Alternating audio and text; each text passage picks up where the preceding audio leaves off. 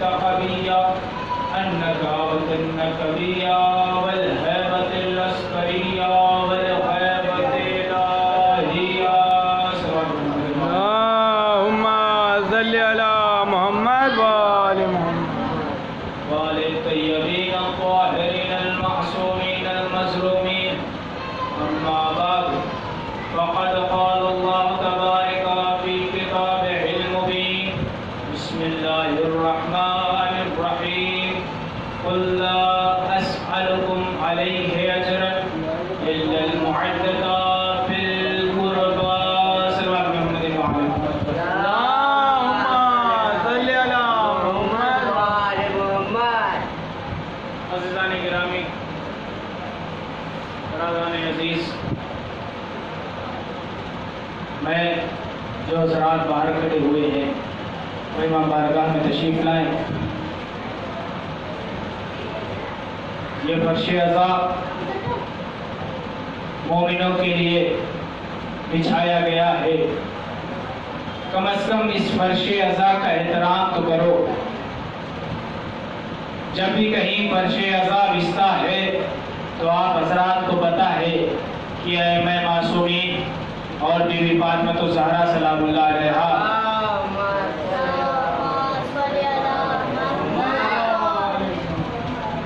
اس فرش عزا پر آتی ہے. تو کیا آپ حضرات باہر کھڑے ہو کر بیوی کو انتظار کرا رہے ہیں؟ یہ جملہ، کیا آپ بیوی کو انتظار کرا رہے ہیں کہ ہم جب مجلس شروع ہوگی تو تب ہی جائیں گے؟ جس وقت کہیں بھی کسی بھی مقام پر مجلس کا وقت دیا جاتا ہے، وقت پہ بیوی ضرور آ جاتی ہیں، لیکن مومن تاخیر کرتے ہیں. صلوات محمد و آل محمد.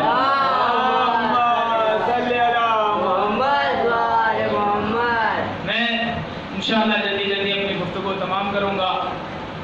تو خدا بند عالم نے قرآن مجید میں ارشاد فرمایا: قُل لَا أَسْأَلُكُمْ عَلَيْهِ أَجْرًا إِلَّا الْمَوَدَّةَ فِي الْقُرْبَى. یہ آیت تقریباً ہر بچوں کو یاد ہے. آیت معدت سب کو یاد ہے. کیوں نہ یاد ہو؟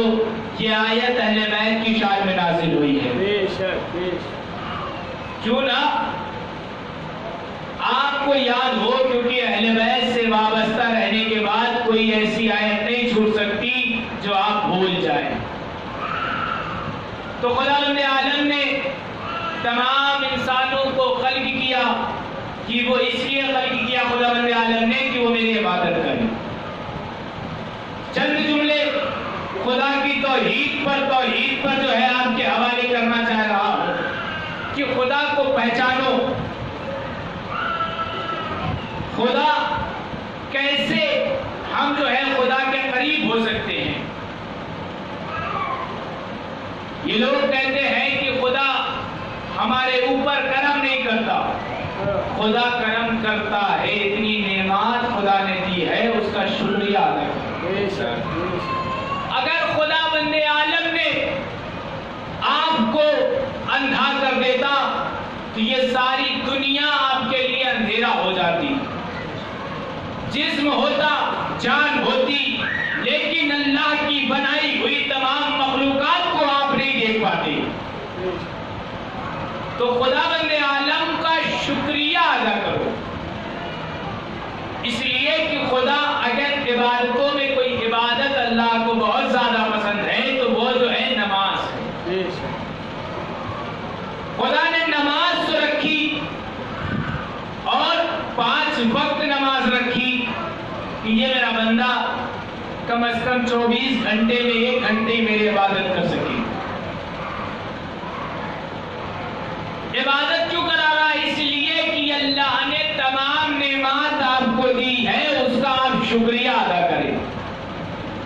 یہاں زندگی میں آپ جب کوئی آپ کو کچھ مالی حیثیت دیتا ہے تو کچھ پیسے دیتا ہے تو آپ اس کا شکریہ ادا کرتے ہیں. یا کوئی بھی کام ہو آپ اس کام کو انجام دیتے ہیں، کوئی بھی ہو تو آپ پہلے اس کا شکریہ ادا کرتے ہیں. یہ آپ کی ذمہ داری ہے شکریہ ادا کرنا. میں مثال دوں آپ کو، ایک مثال کے ذریعے آپ کے ذہن عالیہ کو دھیرے دھیرے جو ہے تیار کر رہا ہوں. کہ مثال کیا ہے کہ کسی نے مجھے دعوت دی، کہا مولانا صاحب آپ آئیے، ہماری بیٹی کی شادی ہے یا ہمارے یہاں دعوت ہے، آپ آئیے گا، آپ کو جو بھی ملے گا ساتھ میں لے کے آئیے گا. یہاں سے جملہ سنیے گا، آپ اس کو ساتھ میں لے کر آئیے گا. میں نے کہا ٹھیک ہے، میں نے دعوت قبول کر لی. اور یہ بھی بات ہے کہ انسان کو مومن کی دعوت کو قبول کرنا چاہیے. اس پہ انشاءاللہ اگر کہیں بھی وقت رہا تو اس پہ مسلسل پوری مجلسیں ہوگی. اب جو ہے خدا بند عالم کیا کہنا، خدا کی عبادت کر کے ہم شکریہ کیسے ادا کریں. دعوت دی، میں چلا دعوت کو نکلنے کے لیے، میں گھر سے نکلا، راستے میں مجھے 2-3 آدمی مل گئے، نشانی بھائی ملے اور 2-3 آدمی ملے، میں نے لیا اور چل دیے. کہا چلو دعوت کھا کے آتے. اب جو ہے ہم اس کے گھر پہ پہنچے، کھانا نوش فرمایا. نوش فرمانے کے بعد اب جتنے حضرات ہمارے ساتھ گئے تھے ان سب نے کھانے کو نوش فرمایا. نوش فرمانے کے بعد میں نے کہا چلو اب کھانا کھا چکے، اب چلتے ہیں. جو باضمیر انسان ہوگا وہ یہی کہے گا مولانا صاحب جس نے اتنی بڑی دعوت کا اہتمام کیا ہے، جس نے اتنی بڑی دعوت کا اہتمام کیا ہے، ہمارے کھانے کے لیے کھانا رکھا ہے، پہلے میں اس کا شکریہ ادا کروں گا پھر واپس چلوں گا. پہلے شکریہ ادا کروں گا پھر یہاں سے واپس جاؤں گا. میں کہوں گا بھائی تمہیں کھانے سے مطلب تھا، تم نے کھا لیا، اب یہاں سے چلو، شکریہ ادا کرنے کی کیا بات ہے. نہیں، جو باضمیر انسان ہوگا وہ یہی بار بار تکرار کرے گا مولانا صاحب صرف کھانا کھا لینا کمال نہیں ہے، بلکہ کھانا کھانے کے بعد جس نے یہ دعوت کا اہتمام کیا ہے اس سے ملا دیجئے، اس لیے کہ پہلے شکریہ ادا کروں گا. شکریہ ادا کرنے کے بعد یہاں سے ہم جائیں گے. تو بھیا جب ایک عام دعوت کے لیے آپ شکریہ کے بغیر واپس نہیں جا رہے ہیں، اللہ نے تمہارے لیے کتنی نعمتیں ادا کی ہے. یہ رزق عطا کیا اللہ نے، یہ جسم کے جتنے بھی اعضاء ہیں اللہ نے آپ کے صحیح و سلامت دیے ہیں. تو کیا اللہ کا آپ شکریہ کیے بغیر اس دنیا سے اس دنیا میں جانا چاہتے ہیں؟ صلوات پڑھیں محمد اللہم صلی علی تو اللہ کا شکریہ ادا کرو. اللہ اپنے بندوں سے صرف عبادت چاہتا ہے. اللہ نے کہا میں جن و انس کو خلق ہی نہیں کرتا اگر وہ میری عبادت نہ کرتے. خلق کرنے کا مقصد عبادت ہے. میں آپ کے سامنے آیت مجیدہ کی جو تلاوت کی ہے، قرآن مجید اور خدا بند عالم اپنے حبیب سے کہہ رہا ہے قُلْ لَا أَسْأَلُكُمْ عَلَيْهِ أَجْرًا إِلَّا الْمُعَدَّةَ فِي الْقُرْبَى. وہ رسول کہہ رہا، رسول سے کہہ رہا اللہ، جسے کبھی طٰہٰ کہا، کبھی یاسین کہا، کبھی مدثر کہا، کبھی مزمل کہا، کبھی طٰہٰ کہا، جتنے القابات سے رسول کو نوازا ہے اس رسول سے کہہ رہا ہے کہ کہہ دیجئے کہ اجر رسالت نہیں چاہیے. اجر رسالت نہیں چاہیے مگر یہ کہ ہمارے قرابت داروں سے معدت اختیار کرو. اب یہاں پر اجر رسالت آپ کے ذہن میں رہے کہ اجر رسالت کتنی بڑی چیز ہے. تمام انبیاء اور رسول آئے اس دنیا میں اور آنے کے بعد تبلیغات کی اللہ کی. رسول سے پہلے ایک کم 1,24,000 انبیاء اس دنیا میں آئے اور آنے کے بعد جو ہے تبلیغات کی اور خدا کو پہچانوایا. خدا اپنے حبیب سے کہہ رہا ہے حبیب کہہ دیجئے کہ اجر رسالت نہیں چاہیے مگر یہ کہ ہمارے قرابت داروں سے معدت اختیار کرو. خدا بند عالم نے لفظ معدت رکھا ہے، محبت نہیں رکھا. لفظ معدت رکھا ہے، محبت نہیں رکھا ہے. اس لیے محبت اور معدت میں فرق ہے. محبت کہتے ہیں یعنی آپ کسی انسان سے محبت کر رہے ہیں تو صرف اس سے ہی محبت کریں گے.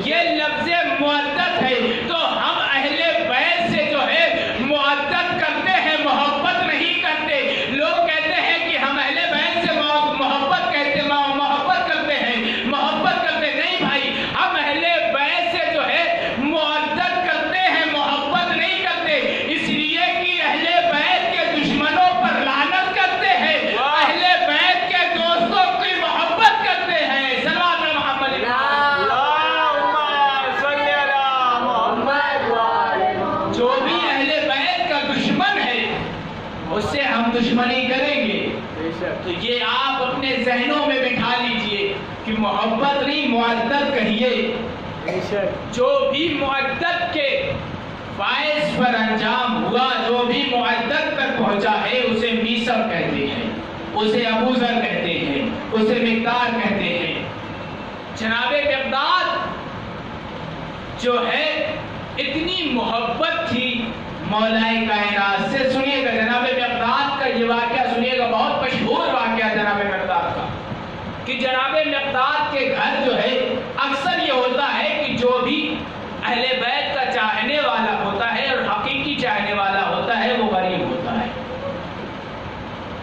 اس لیے کہ اللہ دیکھنا چاہتا ہے کہ کتنی محبت ہے تمہیں، کتنی محبت ہے تمہیں، اللہ یہ دیکھنا چاہتا ہے۔ یہ مت سوچئے گا کہ ہم غریب ہیں اللہ مجھے کچھ نہیں دیتا، ہم فقراء ہیں اللہ مجھے کچھ نہیں دیتا، نہیں، یہ کبھی بھی ذہن میں مت رکھیے گا، اس لیے کہ آپ کے پاس اتنی بڑی دولت ہے اہل بیت کی طرف سے، محبت اہل بیت جو ہے بہت بڑی دولت ہے۔ تو جناب مقداد جو ہے ان کے گھر باقا تھا۔ اب جناب مقداد ادھر سے ادھر دوڑ رہے تھے، ایک مرتبہ مولا کائنات کی خدمت میں آئے۔ یہ واقعہ ضمن میں پیش کر رہا ہوں۔ مولا کائنات کی خدمت میں آئے، کہا مولا نے دیکھا مقداد کو، کہا مقداد اتنا پریشان کیوں ہے؟ کہا مولا میرے گھر میں فاقہ شکنی ہے، میرے گھر میں آج چولہا نہیں جلا ہے، میرے یہاں پیسے نہیں ہے۔ مولا نے کہا مقداد یہ کون سی بات ہو گئی؟ مقداد وہ پتھر اٹھا لو، مقداد وہ پتھر اٹھا لو۔ آج کے زمانے میں اگر کوئی یہ ہوتا تو کہہ دیتا مولا میں اتنا، ابھی ہمارے گھر میں جو چولہا نہیں جلا ہے، ہمارے بچے بھوکے ہیں، آپ کہہ رہے ہیں کہ پتھر اٹھا لو۔ لیکن دیکھیے گا ایمان کتنا مکمل تھا، ایمان کتنا مکمل تھا مقداد کا۔ مقداد نے کہا جی مولا اٹھا لیتا ہوں۔ مقداد نے پتھر کو اٹھایا، اٹھانے کے بعد اپنے ہاتھوں میں لیا۔ مولا نے کہا مقداد تیرے ہاتھوں میں کیا ہے؟ کہا مولا پتھر ہے۔ کہا غور سے دیکھ مقداد تیرے ہاتھوں میں کیا ہے؟ مقداد نے کہا مولا پتھر ہے۔ مولا نے کہا پھر مقداد سے کہا ارے غور سے تو دیکھ کیا ہے؟ ایک مرتبہ مقداد نے دیکھا تو وہ سونے میں تبدیل ہو گیا پتھر۔ جب سونے میں پتھر تبدیل ہوا، مقداد اٹھے، اٹھنے کے بعد اسے زمین پہ رکھا، زمین پہ رکھنے کے بعد دوسرے پتھر کو لیا اور پتھر سے لینے کے بعد اس کو توڑنا شروع کیا۔ توڑنے کے بعد ایک چھوٹا سا ٹکڑا لیا۔ مولا نے کہا مقداد ارے اسے کیوں توڑ رہا ہے؟ ارے اسے کیوں توڑ رہا ہے؟ کہا مولا مجھے اتنے کی ضرورت تھی، جتنے کی ضرورت تھی اتنا لے لیا۔ مولا نے پتہ ہے کیا جملہ کہا؟ مولا نے کہا اے مقداد لے جا، کل کے لیے کام آ جائے گا۔ مقداد کا کیا جملہ ہے سنیے گا۔ مقداد نے کہا مولا جس کے پاس آپ جیسا مولا ہو اس کو کل کی کیا ضرورت؟ سبحان اللہ۔ جس کے پاس آپ جیسا مولا ہو اسے کل کی کیا ضرورت؟ یہ ہے ایمان۔ ایمان کی دلیل یہ ہے جناب مقداد، جناب سلمان۔ تو خدا بند عالم نے قرآن مجید میں ارشاد فرمایا قل لا اسألکم علیہ اجرا الا المودۃ فی القربى، اے رسول کہہ دیجئے کہ اجر رسالت نہیں چاہیے مگر یہ کہ ہمارے قرابت داروں سے مودت اختیار کرو۔ اب یہ قرابت دار ہے کون؟ جب یہ آیت نازل ہوئی نا تو لوگ جو ہے یہی پوچھ رہے تھے رسول اللہ یہ قرابت دار ہیں کون لوگ؟ یہ قرابت دار کون سے افراد ہیں جو اتنے، اللہ جو ہے قرآن مجید میں ارشاد فرما رہا ہے کہ مودت اختیار کرو ہمارے قرابت داروں سے۔ رسول اللہ نے کہا یہ قرابت دار ہمارے اہل بیت ہیں، ہمارے اہل بیت ہیں، ان سے تم مودت اختیار کرو۔ اور رسول نے پہچانوایا بھی۔ تو میں نے کہا تھا نا کہ یہ آپ ذہن میں رکھیے کہ اجر رسالت کتنی بڑی چیز ہے۔ اللہ نے تمام اجر رسالت کو ایک طرف رکھ دیا اور اہل بیت کی محبت ایک طرف رکھ دی۔ کہا اجر رسالت نہیں مگر یہ کہ ہمارے قرابت داروں سے محبت اختیار کرو. خدا کہہ رہا کہ ہمارے قرابت داروں سے محبت اختیار کرو. نبی جو ہے تمام نبی جو ہے یہ نبی رسول اللہ صلی اللہ علیہ وسلم جو ہے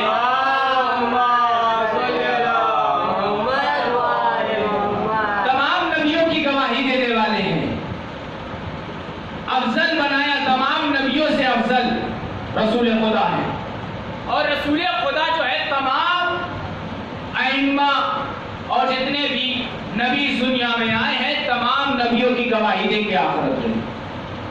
اس لیے کہ جب آدم آئے اس دنیا میں، جملہ سنیے گا، کہ جب آدم آئے اور آنے کے بعد اس دنیا میں اپنی قوم کو جو بیدار کیا، بیدار کرنے کے بعد کہا کہ ایک احمد نام کا نبی آئے گا، ایک احمد نام کا نبی آئے گا.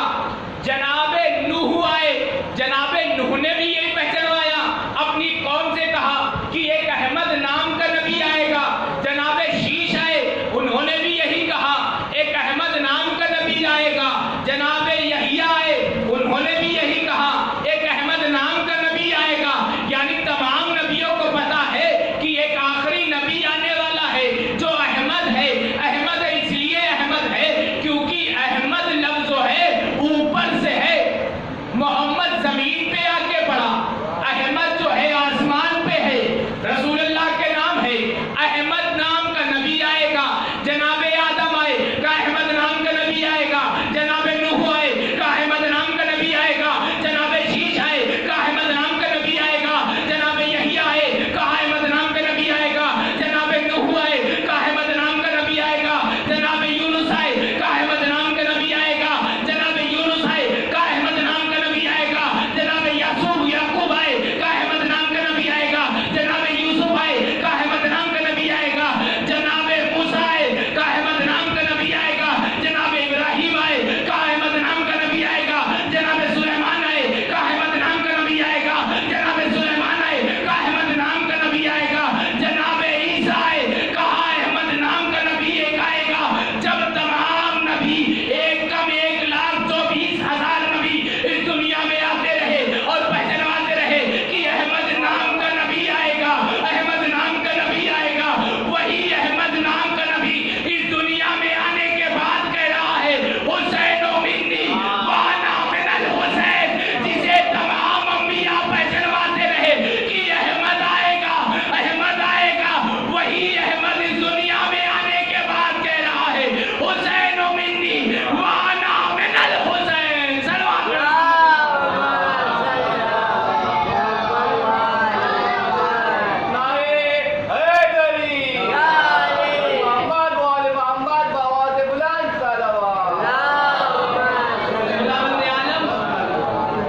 قرآن مجید میں ارشاد فرمایا، اے حبیب کہہ دیجئے کہ اجر رسالت نہیں چاہیے مگر یہ کہ ہمارے قرابت داروں سے محبت اختیار کرو. لفظ محبت کہا ہے خدا نے. تو تمام نبیوں کی گواہی رسول خدا دیں گے. آدم کی گواہی رسول خدا دیں گے، نوح کی گواہی رسول خدا دیں گے، شیش کی گواہی رسول خدا دیں گے. اور جناب نوح علیہ السلام یہ روایتوں میں ملتا ہے، تاریخوں میں ملتا ہے کہ جناب نوح علیہ السلام جو ہے اللہ نے ان کو 2500 برس زندگی دی اور 950 برس انہوں نے تبلیغات کی ہے. 950 برس تبلیغات کی ہے اور کتنی محنت کی ہے جناب نوح نے. سنیے گا کہ جناب نوح جو ہے جب کشتی بنا رہے تھے نا تو لوگ جب جناب نوح کی بیوی کے پاس جاتے تھے کہتے تھے کہ نوح کہاں ہے، تو سنیے گا بیوی کیا کہتی تھی جناب نوح کی. جناب نوح کی بیوی کیا کہتی تھی؟ کہتی تھی کہ وہ تو پاگل ہو گئے، وہ تو پاگل ہو گئے ہیں. اللہ نے اسی لیے قرآن مجید میں کافروں کے لیے جناب نوح اور جناب لوط کی بیوی کو مثال قرار دیا. اسی لیے جناب جو ہے رسول خدا جو ہے تمام نبیوں کی گواہی دیں گے. اب جناب نوح علیہ السلام کو اللہ نے اتنی طویل زندگی دی ہے جناب نوح علیہ السلام کو. اور جناب نوح علیہ السلام جو ہے اس دنیا میں آنے کے بعد اللہ کی تبلیغ کرتے رہے، اور پتہ ہے جناب نوح علیہ السلام کو ان کی قوم اتنے پتھرے مارا کرتی تھی کہ جناب نوح پتھروں سے ڈھک جایا کرتے۔ یہ تاریخ میں واقعہ لکھا ہوا کہ جب جناب نوح جو ہے اللہ کی طرف لوگوں کو پلٹاتے تھے تو جناب نوح کی قوم جو ہے جناب نوح کو اتنے پتھرے مارا کرتی تھی کہ جناب نوح جو ہے پتھروں کے درمیان ڈھک جایا کرتے تھے۔ ایسے نہیں دین اسلام ہم تک پہنچا ہے، کتنی محنت کی ہے نبیوں نے، نبی نے کتنی محنت کی ہے، اور یہ جملہ یاد رہے گا کہ نبی نے کتنی محنت کی ہے۔ تو جناب نوح علیہ السلام جو ہے پتھروں کے درمیان ڈھک جایا کرتے تھے، تو اللہ فرشتے کو بھیجتا تھا، اور بھیجنے کے بعد کہتا تھا کہ جاؤ اور پتھروں کو ہٹاؤ، اور ہٹانے کے بعد جناب نوح کے جسم پہ جو بھی زخم ہوں گے اپنے پر مس کرتے رہنا، زخم ٹھیک ہوتے جائیں گے۔ اپنے پر مس کرو گے زخم ٹھیک ہو جائیں گے۔ اللہ نے فرشتے کو بھیجا، کس لیے بھیجا کہ جناب نوح کی قوم نے جناب نوح کو اتنا مارا کہ جناب نوح پتھروں کے درمیان ڈھک جایا کرتے تھے۔ اللہ نے فرشتوں کو بھیجا، بھیجنے کے بعد کہا کہ جاؤ نوح کے جسم سے پتھروں کو ہٹاؤ، اور ہٹانے کے بعد اپنے پر کو نوح کے جسم پہ مس کرو، جو بھی زخم ہوگا وہ ٹھیک ہو جائے گا۔ یہ ہے جناب نوح۔ آئیے چلیے 3 شعبان کو آئیے دیکھیے کہ جناب نوح ادھر فرشتے جو ہے جناب نوح کو شفا دے رہے ہیں۔ 3 شعبان کو جب امام حسین کی ولادت ہوئی ہے نا، ولادت ہونے کے بعد اللہ نے تمام فرشتوں کو آزاد کر دیا کہ جاؤ۔ جبریل تمام فرشتوں کے ساتھ ابھی آ ہی رہے تھے زمین پہ کہ ایک فرشتہ جو ہے کونے میں پڑا ہوا تھا، جسے فطرس کہتے ہیں، جملہ سنیے گا، جسے فطرس کہتے ہیں۔ اب جو فطرس نے کہا کہ اے ملائکو مجھے بھی لے کے چلو، ملائکہ لے کر در حسین پہ آئے ہیں۔ وہ جملہ یاد رہے کہ وہاں پر جناب نوح جو ہے، اور جناب نوح جو ہے جب بھی کبھی پتھرے کھاتے تھے، چوٹ لگتی تھی تو فرشتے شفا دیتے تھے۔ آئیے 3 جو شعبان کو نا آپ نے دیکھا نا، اب جب تمام فرشتے آ گئے ہیں، اور آنے کے بعد ایک مرتبہ جناب امام حسین کے قریب تمام فرشتے آئے ہیں، اور آنے کے بعد فطرس نام کا فرشتہ آیا ہے۔ امام حسین سے مس نہیں ہوا ہے، جملہ سنیے گا، امام حسین سے مس نہیں ہوا ہے، بلکہ امام حسین کے جھولے سے مس کیا۔ اللہ نے جو ہے فطرس کے بالوں پر لوٹا دیے۔ جناب نوح وہ ہے جسے فرشتے شفا دیتے ہیں، اور حسین وہ ہے جو فرشتوں کو شفا دیتے ہیں۔ سلوات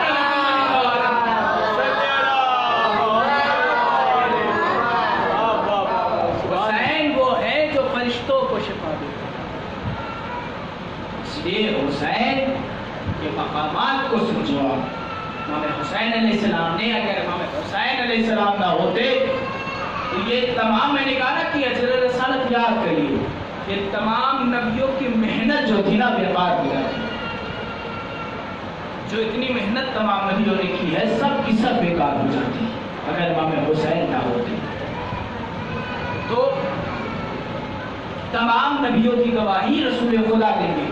یہ مسئلہ آپ کے ذہن عالیہ تک رہے کہ تمام نبیوں کی گواہی رسول خدا دیں گے۔ جناب آدم کی گواہی رسول خدا دیں گے، جناب شیش کی گواہی رسول خدا دیں گے، جناب یونس کی گواہی رسول خدا دیں گے، جناب اسحاق کی گواہی رسول خدا دیں گے، جناب موسیٰ کی گواہی رسول خدا دیں گے، جناب اسماعیل کی گواہی رسول خدا دیں گے، جناب ابراہیم کی گواہی رسول خدا دیں گے، جناب نوح کی گواہی رسول خدا دیں گے،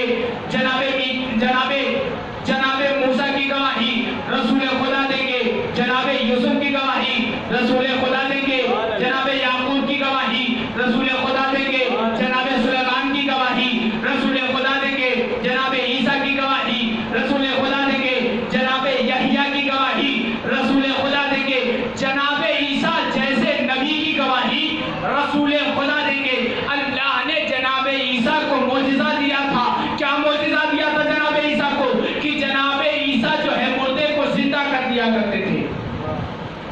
جناب عیسیٰ جو ہے مردے کو زندہ کر دیا کرتے تھے.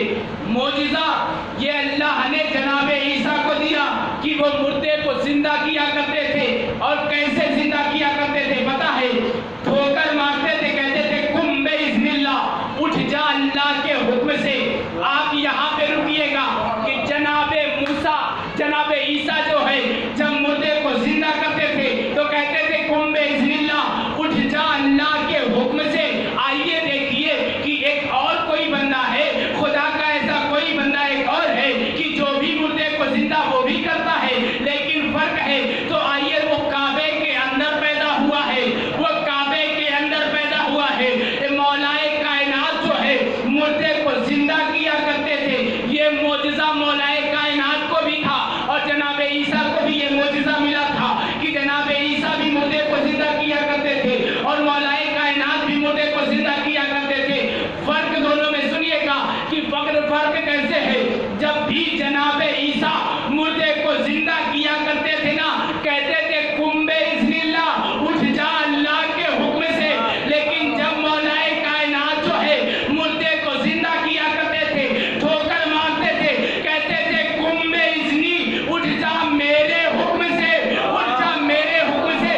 اب یہ مرحلہ کیسے آپ تک سمجھ میں آئے کہ ادھر جناب عیسیٰ جو بہت بڑے نبی ہے وہ مردے کو زندہ کرتے ہیں تو اللہ کے حکم سے زندہ کرتے ہیں.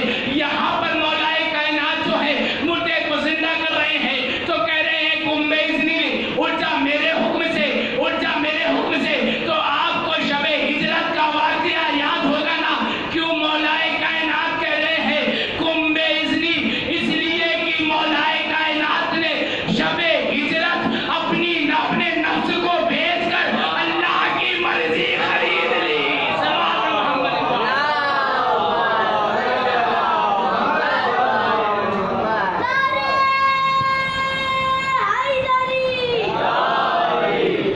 یعنی اپنے نفس کو بیچا, اللہ کی مرضی خریدی.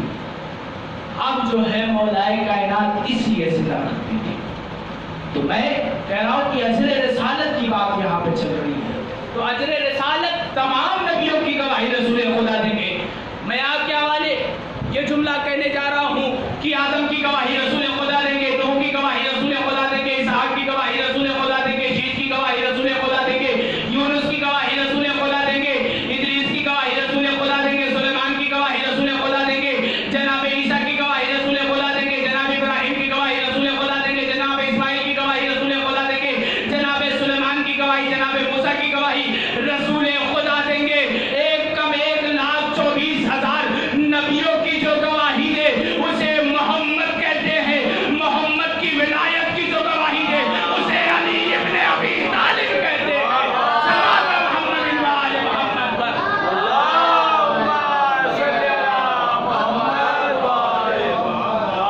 محمد کی ولایت کی جو گواہی دے اسے علی ابن ابی طالب کہتے ہیں. جملہ سنیے گا, کہاں کہاں گواہی دی ہے مولائے کائنات نے. 12 برس کا سن ہے مولائے کائنات کا, تب گواہی دی ہے. اللہ نے کہا نا اے علی جو ہے تم گواہی دے رہے ہو, اس کا بدلہ میں ضرور دوں گا, اس کا بدلہ میں ضرور دوں گا کیونکہ تم گواہی دے رہے ہو نا. سنو, اللہ نے کہا ہے, اب یہ اللہ کا وعدہ ہے, 12 برس کا سن ہے. جب بھی دعوت ذوالعشیرہ جو ہے, آپ کو پورا واقعہ یاد ہے, مجھے پورا واقعہ نہیں پڑھنا دعوت ذوالعشیرہ کا. رسول اللہ نے دعوت دی, لوگ آئے, کھانا کھائے. پہلے دن ابو جہل نے بہکا دیا, لوگ چلے گئے. دوسرا دن ہوا, لوگ آئے, ابو جہل نے بہکایا, لوگ چلے گئے. جب تیسرا دن مرحلہ ہوا, جب دعوت ہوئی ہے نا, ابھی لوگ جو ہے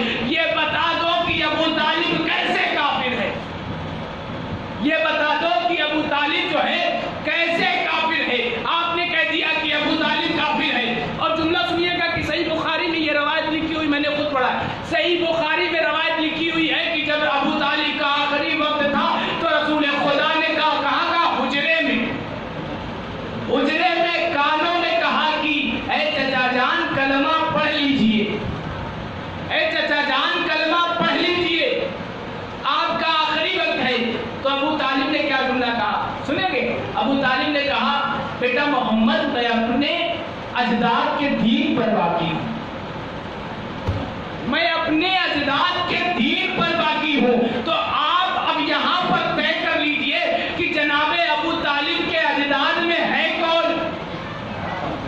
جناب ابو طالب کے اجداد میں ہے کون؟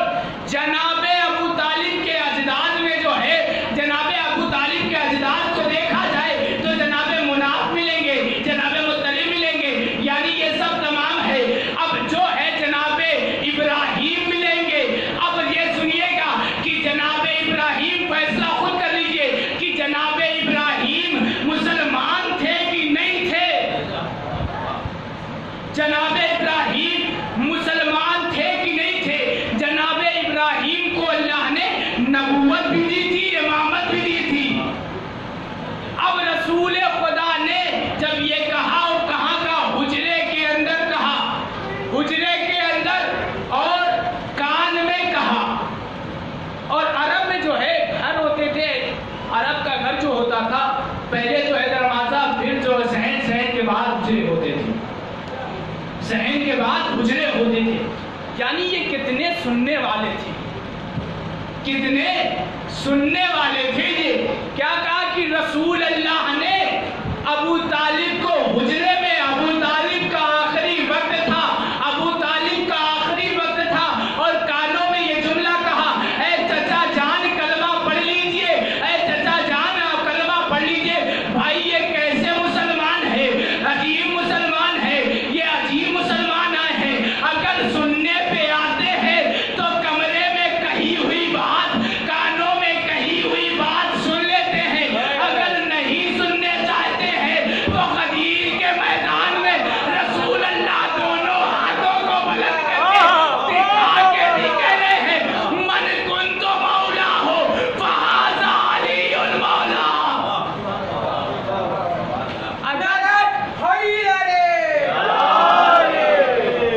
اگر سننے پہ آتے ہیں تو حجرے میں کہی ہوئی بات، کانوں میں کہی ہوئی بات سن لیتے ہیں، اگر نہ سننا چاہتے ہیں یہ مسلمان تو غدیر کے میدان میں رسول نے ہاتھوں پہ بلند کر کے کہا، اور بلند آواز سے کہا، بلند آواز سے کہا کہ کہہ دیجئے، اور جبرائیل سے کہا کہ کہہ دیجئے کہ اجر رسالت جو ہے ادا کر دیجئے آپ، کیونکہ اگر یہ پیغام کو نہیں پہنچایا تو گویا آپ نے کوئی کام ہی انجام نہیں دیا، گویا آپ نے کوئی کام ہی انجام نہیں دیا۔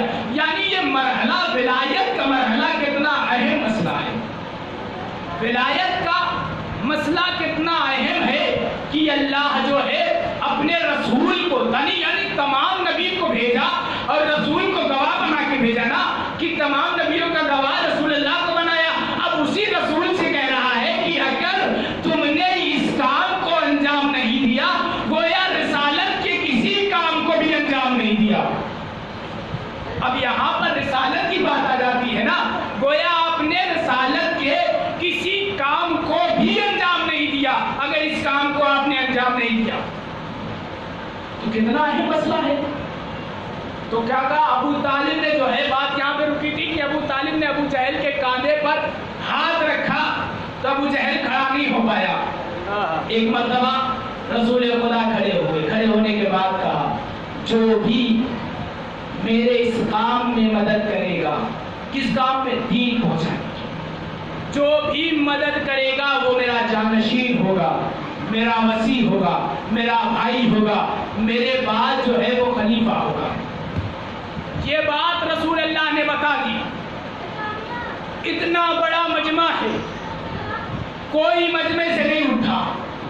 12 برس کا بچہ مجمع سے کھڑا ہوا، کھڑا ہونے کے بعد کہا، لبیک یا رسول اللہ، لبیک یا رسول اللہ۔ رسول اللہ نے مولا کائنات کو دیکھا، کہا بیٹھ جاؤ۔ پہلا مرحلہ، کہا بیٹھ جاؤ۔ دوسری مرتبہ اعلان کیا رسول اللہ نے، کہا جو بھی میرے اس کام میں مدد کرے گا، میرا وسیع ہوگا، میرا جانشین ہوگا۔ اتنے بڑے مجمع میں کھانا تو کھا لیا، لیکن مدد کرنے کے لیے کوئی نہیں کھڑا ہوا۔ پھر مولا کائنات کھڑے ہوئے، پھر رسول نے بٹھا دیا۔ 2 مرتبہ ہو گیا۔ پہلی مرتبہ دوسری مرتبہ رسول نے بٹھایا، اب تیسری مرتبہ رسول اللہ نے کہا، رسول اللہ نے کہا جو بھی میرے اس کام میں مدد کرے گا وہ میرا جانشین ہوگا، وہ میرا وصی ہوگا، وہی میرے بعد خلیفہ ہوگا، وہی میرا بھائی ہوگا۔ اب آج یہ نہ کہنا کہ رسول نے بتایا نہیں کہ علی رسول کے بھائی نہیں تھے، رسول کے بعد علی خلیفہ نہیں تھے، بھائی تھے، کیونکہ 12 برس کے سن میں بھی خلیفہ بنا دیا تھا، بتا دیا تھا لوگوں کو۔ سنیے گا، رسول نے قریب بلایا، اب رسول نے بٹھایا نہیں، قریب بلایا، بلانے کے بعد کہا، ایک مرتبہ مولا کائنات نے کہا اشہد ان لا الہ الا اللہ، میں گواہی دیتا ہوں کہ اللہ ایک ہے۔ اس کے بعد کہا اشہد ان محمد رسول اللہ، میں گواہی دیتا ہوں کہ آپ اس کے رسول ہیں، آپ اس کے رسول ہیں۔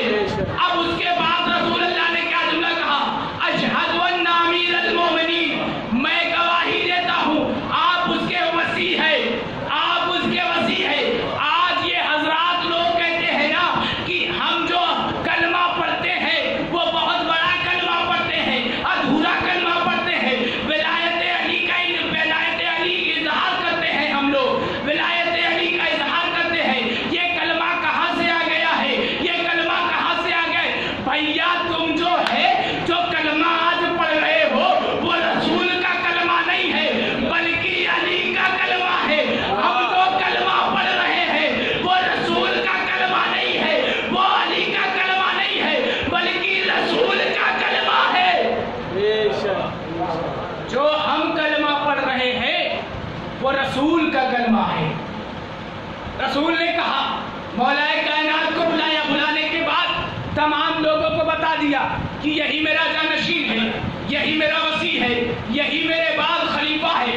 جب رسول اللہ نے بتا دیا، میں ہاتھوں کو جوڑ کر میں یہی سوال کرتا، یا رسول اللہ آپ پہلی مرتبہ علی کو بلا لیتے، جملہ سنیے گا، آپ پہلی مرتبہ جب یہ اعلان کیا تھا نا کہ کون ہے میری مدد کرنے کے لیے تو مولا کائنات کھڑے ہوئے تھے، تو آپ پہلی مرتبہ مولا کائنات کو بلا لیتے اور بلانے کے بعد یہ بتا دیتے، جملہ سنیے گا، بہت توجہ چاہتا ہوں، آپ بلا لیتے اور بلانے کے بعد یہ کہتے تھے کہ یہ میرا وصی ہے، یہ میرا جانشین ہے۔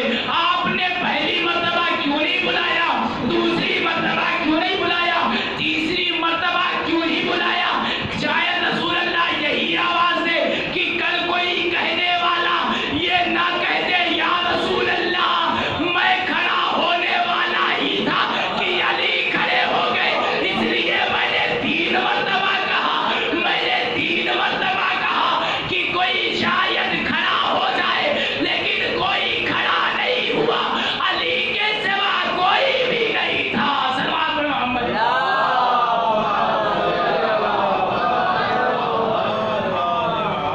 مولا کائنات کے سوا کوئی بھی نہیں تھا، اس لیے کہ رسول کو یقین تھا کہ اگر کوئی دین پہنچائے گا میرے بعد تو علی پہنچائے گا۔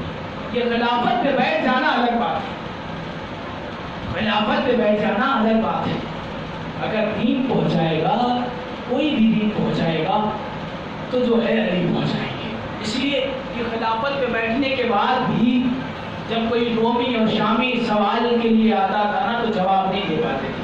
آخری بات کا انشاءاللہ رب وسع، کوئی بھی اگر رومی یا شامی آتا تھا تو جو ہے جواب نہیں ملتا تھا تو اسے درے علی پر ہی آنے کے بعد سوال کا جواب ملتا تھا۔ ایک مرتبہ ایک رومی آیا اور آنے کے بعد مدینے میں آیا، کہا رسول کا جانشین کون ہے؟ جملہ سنیے گا کہ رسول کا جانشین کون ہے؟ لوگوں نے بتایا کہ فلاں ابن فلاں ہے۔ پہنچے دربار میں، دربار میں پہنچنے کے بعد کہا میرا ایک سوال ہے۔ کہا بول تیرا کیا سوال ہے؟ خلیفہ نے کہا تیرا کیا سوال ہے؟ کہا یہ قرآن مجید میں آیت ہے نا، ان اللہ علی کل شیء قدیر، اللہ ہر شے پر، تمام چیزوں پر جو ہے قادر ہے، ہر شے پر قادر ہے، اللہ ہر چیز کر سکتا ہے۔ اب یہ آیت ہے قرآن مجید، کہا بے شک اللہ ہر کام کو انجام دے سکتا ہے۔ تو سنیے گا کیا سوال کیا اس رومی نے، کہا کہ اچھا یہ بتاؤ جب تمہارا خدا ہر شے پر قادر ہے، کیا خدا کوئی دوسرا خدا بنا سکتا ہے؟ جملہ سنیے گا، کیا خدا کوئی دوسرا خدا بنا سکتا ہے؟ اگر جواب دے دے ہاں بنا سکتا ہے تو وحدہ لا شریک نہیں ہے، تو اس کا کوئی شریک ہو جائے گا۔ اگر کہہ دے کہ نہیں بنا سکتا تو ہر شے پر قادر نہیں رہے گا۔ اب یہ مرحلہ بہت اٹکا اس کو۔ اب جو دربار میں علماء کرام بیٹھے ہوئے ہیں ان کی طرف رجوع کرتے ہیں، کرنے کے بعد کہا آپ لوگ اس کا جواب دیجئے۔ کہا خلیفہ وقت مجھے 3 دن کی مہلت دیجئے۔ 3 دن کی ہی مہلت مانگی، کہا مجھے 3 دن کی مہلت دیجئے، ہم اس کے جو ہے جواب بتا دیں گے۔ 3 دن ہو گیا، وہ جلدی واقعہ میں آپ کے ذہن عالیہ تک پہنچانا چاہتا ہوں۔ 3 دن ہو گیا، جب 3 دن مکمل ہوئے نا، وہ رومی شخص پھر دربار میں آتا ہے، اور جب دربار میں آتا ہے تو لوگ سے کہتا ہے کہ 3 دن مکمل ہو گئے، آپ اس کا جواب بتا دیجئے۔ اب جو ہے یہ بات جو خلیفہ ہے تمام جو ہے علماء کرام کی طرف رجوع کرتا ہے، اور رجوع کرنے کے بعد کہتا ہے کہ آپ نے فیصلہ کیا کیا؟ آپ نے فیصلہ کیا کیا؟ سنیں گے کیا فیصلہ کیا؟ کہا یہ رومی شخص جو ہے اس نے دین اسلام پر انگلی اٹھائی ہے اور ہمارے خدا پر انگلی اٹھائی ہے، اسے قتل کروا دیا جائے، اسے قتل کروا دیا جائے۔ اب جو ہے خلیفہ نے حکم دے دیا، بنا سوچے سمجھے حکم دے دیا قتل کروا دو، اس کو قتل کروا دو۔ اب جو ہے جلاد آگے بڑھا تو جو رومی شخص ہے نا وہ کہککائے مار کے ہنسنے لگا، اب بہت تیز سے ہنس رہا ہے۔ اب جو ہے خلیفہ کے ہوش اڑ گئے، بھائی اب یہ تو مرنے والا ہے لیکن ہنس کیوں رہا ہے؟ ایک مرتبہ جلاد کو روکا، کہا تو ہنس کیوں رہا ہے؟ تو ہنس کیوں رہا ہے؟ کہا ہے خلیفہ وقت میں تو مر جاؤں گا لیکن میرا سوال زندہ رہے گا۔ جملہ سنیے گا، میں تو مر جاؤں گا لیکن میرا سوال زندہ رہے گا۔ خلیفہ نے کہا کیسے تیرا سوال زندہ رہے گا؟ کہا جب تو مجھے مار کے باہر پھینکے گا نا، لوگ یہی کہیں گے اے خلیفہ وقت اس کی خطا کیا تھی، تو مجبوراً آپ کو میرا سوال بتانا ہوگا، تو میں مر جاؤں گا لیکن میرا سوال زندہ رہے گا۔ میں مر جاؤں گا لیکن میرا سوال زندہ رہے گا۔ خلیفہ نے فوراً جو جلاد کو روکا، نہیں اسے قتل مت کرو، اسے قتل مت کرو۔ اب مرحلہ کیا کیا جائے؟ ایک مرتبہ پھر علماء کرام کی طرف توجہ کی، اور توجہ کرنے کے بعد کہا کہ بتاؤ اب کیا کیا جائے؟ تو پتہ ہے علماء کرام نے کیا کہا کہ قرآن سے یہ آیت ہی نکال دو، قرآن سے یہ آیت ہی نکال دو۔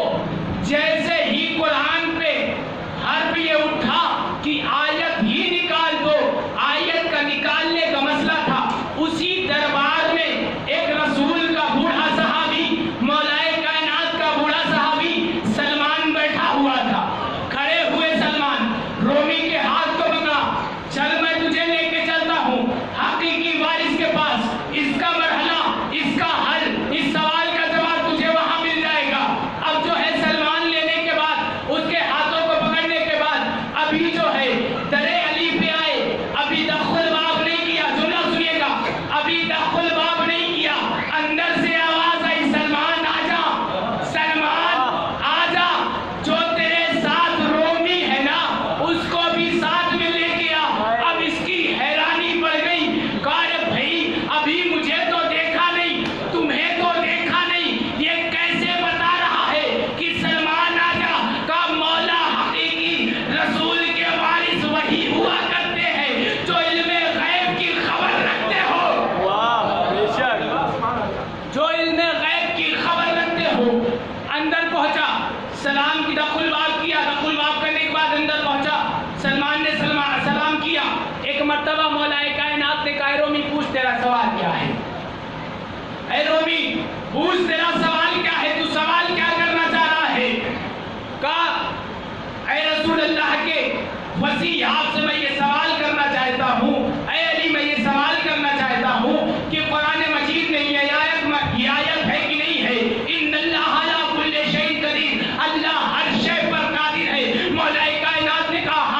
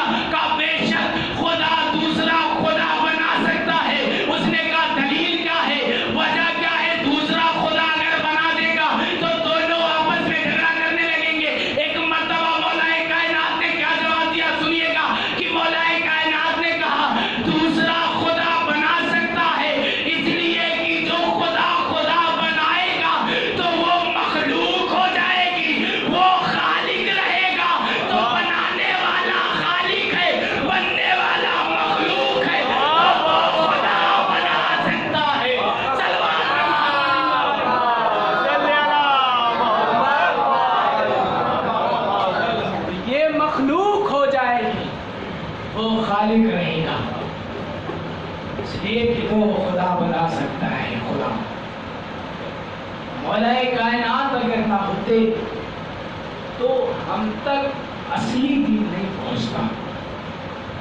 اور یہی سلسلہ مولا کائنات کے سلسلے ہوتے ہوئے امام حسن علیہ السلام اور شہزادی نے کتنے دین پہنچائے ہیں رسول کی شہادت کے بعد. اور امام حسین اگر اپنی قربانی نہ دیتے نا تو یہ جو دین کب کا مٹ گیا ہوتا. اسی لیے رسول نے کہا تھا نا حسین رنگی بانا من حسین. لوگوں کو یہ جملہ اس وقت سمجھ میں آیا کہ رسول نے کہا حسین حسین مجھ سے ہے اور میں حسین سے ہوں. یہ میں حسین سے جملہ جو ہے سن 60 ہجری کے بعد لوگوں کو سمجھ میں آیا کہ رسول نے کیوں کہا تھا کہ میں حسین سے. اس لیے کہا تھا کہ اگر حسین نہ ہوتے تو رسول کا دین مٹ جاتا. کتنی قربانیاں امام حسین نے دی ہیں. پتہ ہے کتنی قربانیاں امام حسین نے دی ہیں. آپ کا ہم جیسے لوگ برداشت نہیں کر پاتے تو حسین نے کیسے برداشت کیا ہوگا. کسی کے گھر میں اگر کوئی ایک میت ہو جاتی ہے تو وہ اتنا پریشان ہو جاتا ہے کہ اگر اس سے اس کے ہوش و حواس نہیں رہتا, اس کا کچھ بھی نہیں رہتا, وہ فوراً جو ہے اتنا روتا تڑپتا رہتا ہے. اس حسین سے پوچھو کہ جس کے گھر سے 18 جنازے نکل گئے,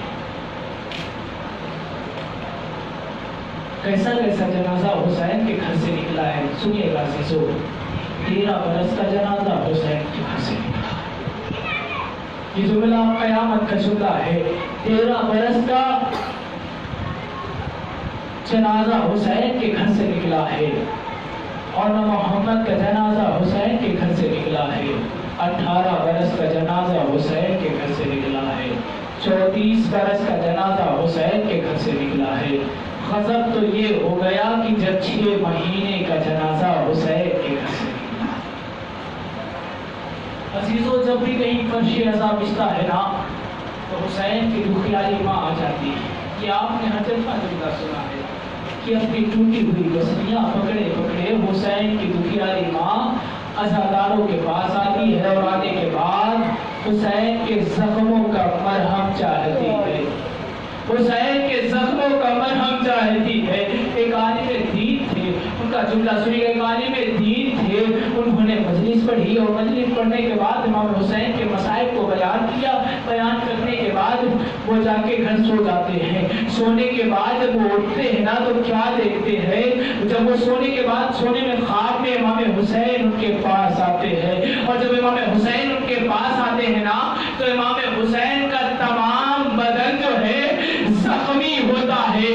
تمام بدن زخمی دیکھا اس عالم دین نے, بدن کو زخمی دیکھا. ایک مرتبہ رونے لگے. جب سے عالم دین نیند سے بیدار ہوئے حسین کے زخم کو یاد کر کے گریہ کرتے رہے, مجلس میں بیان کرتے رہے, مجلس برپا کی, لوگوں کو بتایا. لوگ گریہ کرتے رہتے ہیں. آپ سنیے گا, یہ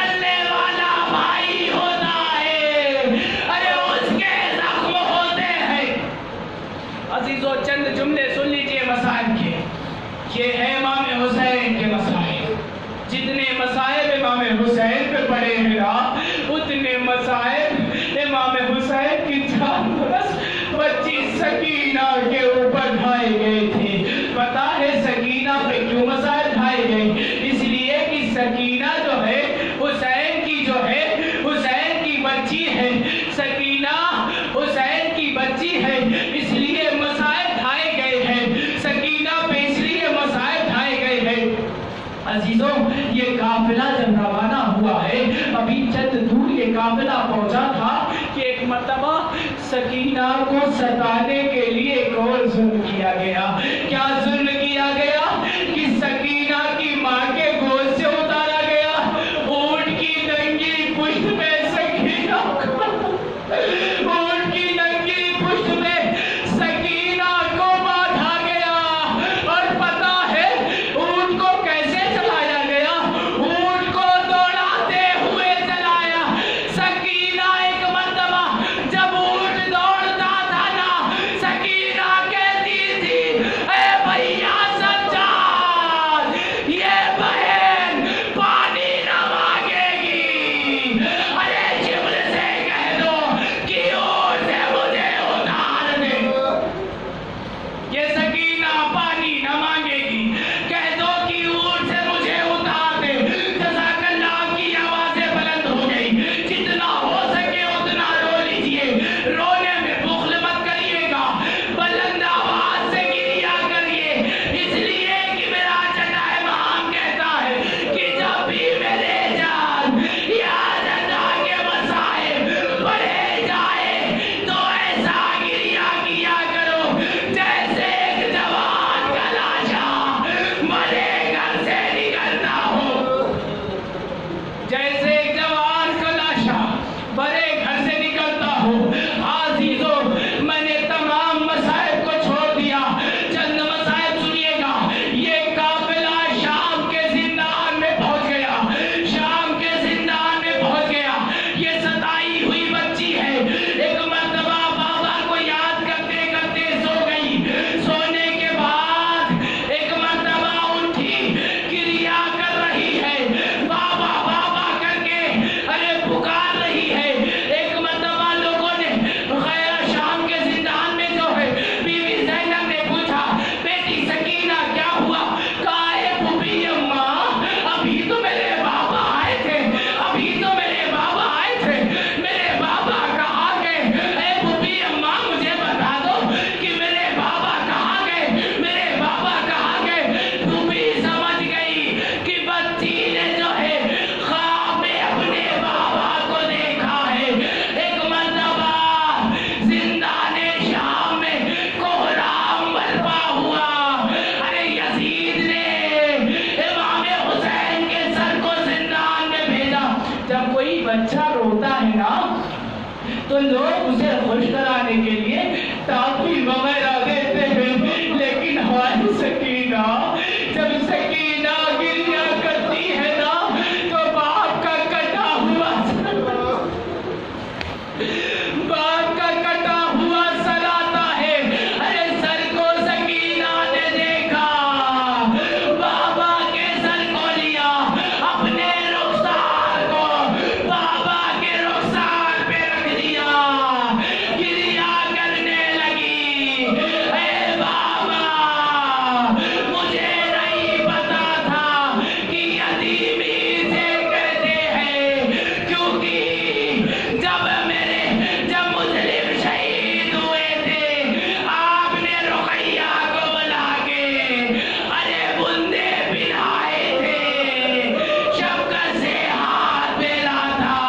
میں سمجھی کہ جب کوئی کسی کا باپ مرتا ہے تو اسے تسلی دی جاتی ہے، میں نے یہ نہ سمجھا کہ باپ کے مرنے کے بعد کوئی تماچے مارے گا، کوئی درے مارے گا۔ سکینہ بیان کر رہی ہے، ایک مرتبہ سکینہ کی آواز بند ہوتی ہے، سید سجاد آگے بڑھے، سکینہ کے اشاروں کو پکڑا، کہا ہے پھوپھی اماں سکینہ اس دنیا سے رخصت ہو گئی، غسانہ غسل دینے کے لیے آئی، غسانہ